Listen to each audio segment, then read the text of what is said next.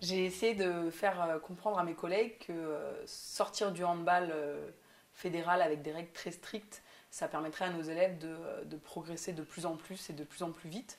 Et du coup, de passer sur un hand de course où les élèves courent alors que c'est complètement l'inverse de ce qui se fait en hand, parce que le hand, c'est 3 pas limités.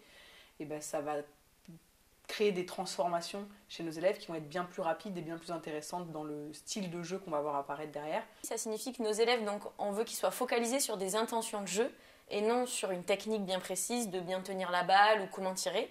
C'est-à-dire qu'on veut que nos élèves aient comme intention première d'être tous traverseurs, tous marqueurs, tous voleurs de balles et tous gardiens de but pour être tous concernés par le jeu à un moment donné. Ils n'ont pas de contrainte de nombre de pas, ils n'ont pas de contrainte de reprise de dribble.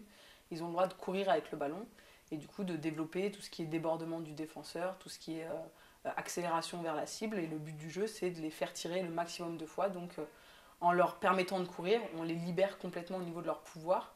Et ils ont la possibilité d'accéder à la cible le plus souvent possible, donc d'être dans du handball, puisque pour moi, le handball, c'est accéder à la cible le plus souvent possible. Alors le non-porteur de balle, lui, il doit tout le temps être concerné par le jeu, c'est-à-dire que son but, c'est d'avancer aussi vers la cible, donc d'être traverseur, mais pour proposer des solutions au porteur de balle quand celui-ci soit est touché et doit s'arrêter, soit quand il ne peut plus avancer dans le couloir de jeu direct. Plutôt que de partir de l'activité même et des règles mêmes, c'est vraiment de transformer ces règles pour transformer nos élèves et les faire réussir chacun leur tour dans la motricité qu'ils vont avoir particulière et les amener à se développer dans l'activité de façon différente et pas de façon réglementaire et très stricte. On est dans du handball rugby. Après, suivant les pouvoirs qu'on va donner aux défenseurs, on va recréer du handball et sortir un peu du rugby.